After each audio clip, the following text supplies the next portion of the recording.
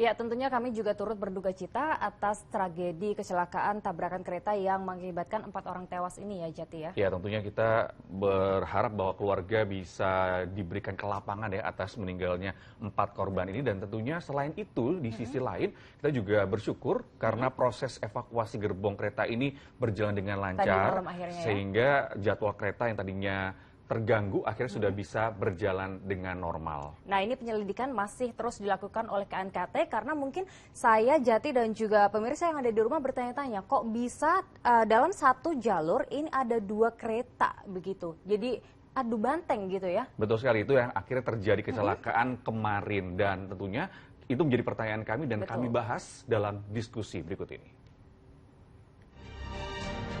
4 orang petugas kami meninggal dunia. Jika mengoperasikan di jalur single track ini benar-benar harus cermatlah petugasnya ya.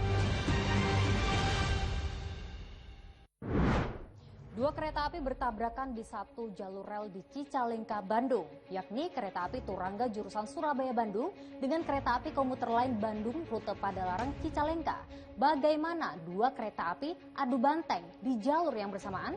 Saya Dana Paramita, kita diskusi.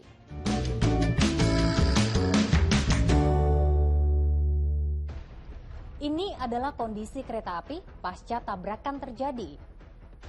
Dari pantauan udara, gerbong kereta api anjlok keluar rel hingga masuk ke area persawahan. Hingga saya merekam video ini, sedikitnya 4 orang tewas dan 28 korban terluka dalam tabrakan antar 2 kereta api penumpang. 4 orang petugas kami meninggal dunia. 3 sudah dievakuasi ya, jadi ada masinis beserta asisten masinisnya di kereta komuter lain, kemudian 1 orang peramah di kereta api Turangga, dan 1 lagi sedang kita evakuasi di seorang petugas security di kereta api Bandung Raya komuter lain. Penyebabnya masih diselidiki. KNKT langsung diterjunkan ke lokasi mengidentifikasi. Kalau kita bicara tentang penyebab ya, tentunya kami masih terus melakukan investigasi bersama pihak-pihak terkait yang berwenang ya, seperti teman-teman KNKT, Kementerian Perhubungan, dan pihak berwenang lainnya. Karena tentu kami belum bisa memberikan keterangan apa penyebab kecelakaan ini. Nanti kita akan update lagi. Kementerian Perhubungan juga memerintahkan tim untuk segera evakuasi. Kementerian Perhubungan melalui Direktorat Jenderal Perkeretaapian telah menurunkan tim evakuasi untuk bersama dengan stakeholders terkait untuk segera bisa melaksanakan evakuasi korban maupun evakuasi gerbong, dan selanjutnya untuk dapat mengembalikan layanan seperti semula. Bukan hal yang mudah untuk mengevakuasi para korban yang terhimpit gerbong kereta yang bertabrakan ini. 2 pilihannya, menarik atau memotong gerbong. Nah, ini sedang kita upayakan dengan 2 teknik. Yang pertama, jika memungkinkan memang ini gerbongnya kita tarik.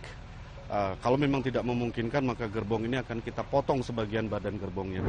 Nah, pertanyaannya adalah bagaimana bisa jalur tunggal dilewati oleh 2 kereta api dalam waktu yang bersamaan? Human error kah? Kenapa ini bisa terjadi? Ini memang sebagian besar faktor manusia lah.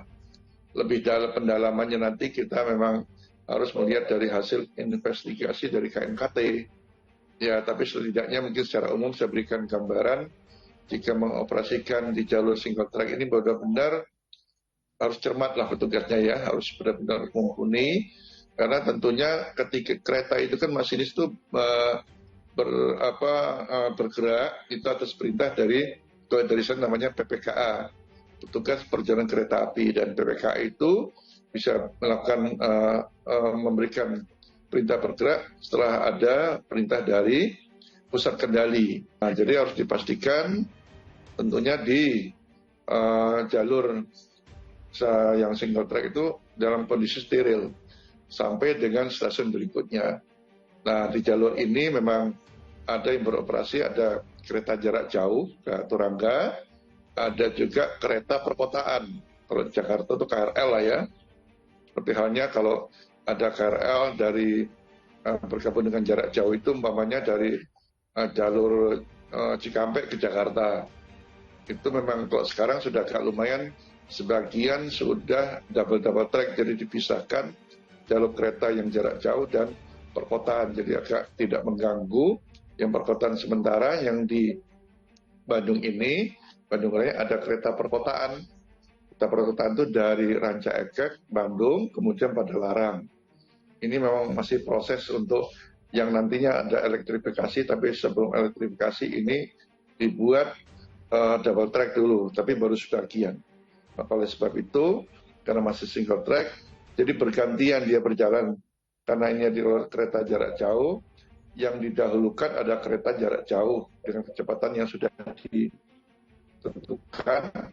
Sementara kereta perkotaan itu kan dia akan berhenti di stasiun yang dilewati atau disinggahi. Karena itulah penumpang-penumpang yang naik turun untuk perkotaan sepertinya KRL.